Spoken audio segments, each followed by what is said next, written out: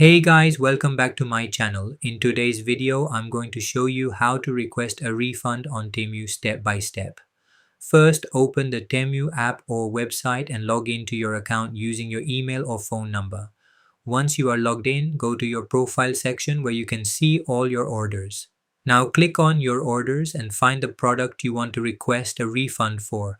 Tap on that order to open the order details page. Inside the order page, you will see different options such as return or refund.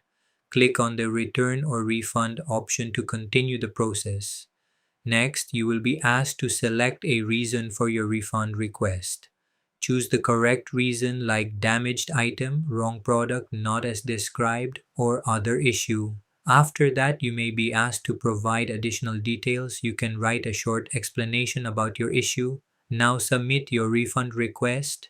Once submitted, Temu will review your case and send you updates through your account or email. In some cases, they may also ask you to return the item before processing the refund. After approval, your refund will be processed and the money will be returned to your original payment method within a few days depending on your bank or payment provider. So overall, requesting a refund on Temu is very simple if you follow these steps carefully and provide correct information.